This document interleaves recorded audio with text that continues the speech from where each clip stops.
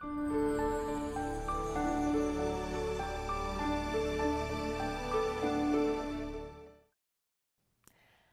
everyone, I'm Sunbin Park. Welcome to Big Data and Language. Today, we will talk about using big data to understand language. So are you ready? Let's get started. Have you ever heard the Fourth Industrial Revolution?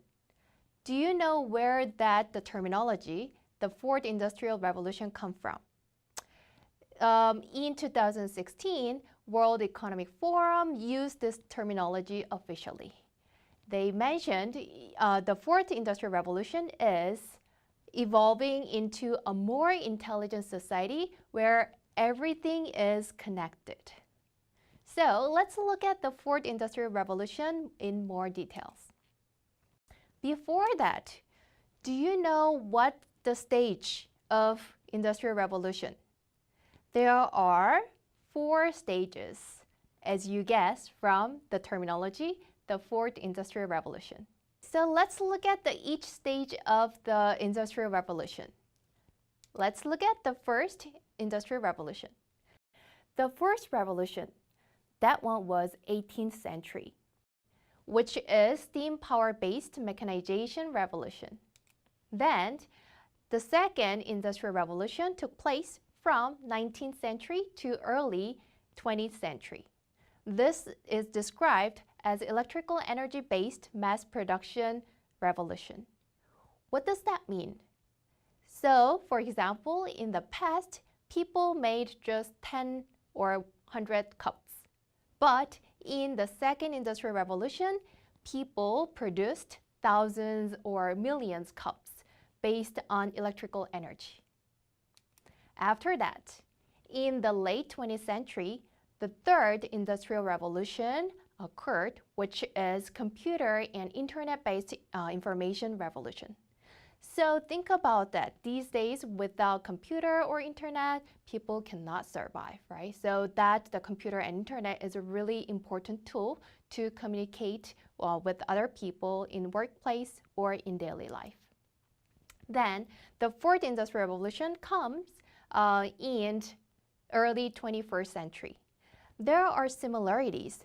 This Fourth Industrial Revolution is still information revolution.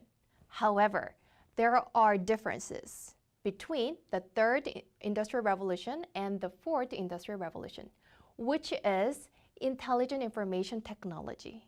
So with the Fourth Industrial Revolution, we have intelligence AI, which one is artificial intelligence, and also information, which is based on big data, IoT, cloud.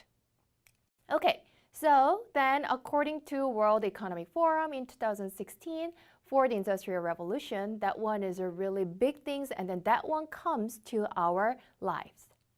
So then, what's the difference between Third Industrial Revolution and the Fourth Industrial Revolution? Let's look at detail.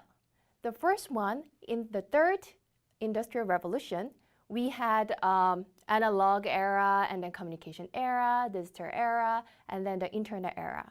So think about that without internet. Do you think you can survive these days? No, the internet is really, really important tool these days, right? So that one is what happened in the Third Industrial Revolution. Then what about the Fourth Industrial Revolution? So now the big data, the data is really important, and artificial intelligence, we will need or we will get a lot of help from AI, artificial intelligence. And also artificial creation era comes. Okay, so then here is the keyword that is related to our class, which is data era. Okay, so thanks to big data, then we can actually use big data for developing smartphones and automated car, robots, mass storage, and IoT, drones, and cloud computing. But then, what about the relationship between big data and language? Well, based on the language, we can develop, or we can create big data. And also, from the big data, we learn language. why is big data used to understand language? Do you have any ideas? Here are thoughts. So the first, even experts have only a partial knowledge of a language. However, big data can be more comprehensive and balanced. And also, big data can show us what is common and typical. What about the second?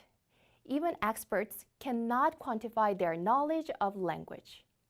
However, the big data can provide us with accurate statistics. Big data shows the raw frequency of vocabulary or raw frequency or like a lot of different kind of statistic values. So then we can understand language based on the more evidence. Okay, and third, even experts cannot remember everything that they know. However, big data can store and recall all the information that has been stored in it. So think about it. If you store big data of English in your computer, right? Then even after 10 years, you still can use that data, right? So the data could be stored forever. All right, and even experts cannot make any natural examples easily. However, big data can provide us with a vast number of examples in authentic context. All right, let's take a look at a little bit more. 5, the fifth one, even experts have prejudice and preferences. Everybody has a little bit of bias. However, big data can give you more objective evidence. So now, big data is pretty helpful, right? Okay, let's take a look at a little bit more. The sixth one, even experts are not always valuable to be consulted. If you want to get any professional knowledge, but the human being is not available all the time, right? However, big data can be made permanently accessible to all. As I mentioned that before, if you store your big data in your computer, then when you have any question, you can go back and then look at the data from your computer. All right, and seventh one, even experts cannot keep up with language change. So like 100 years ago, the language 100 years ago, and then the language right now these days, it would be a little bit hard to find the change with our intuitions. However, the constantly updated big data can reflect even recent changes. All right, the last one. Even experts lack authority, which means they can be challenged by other experts.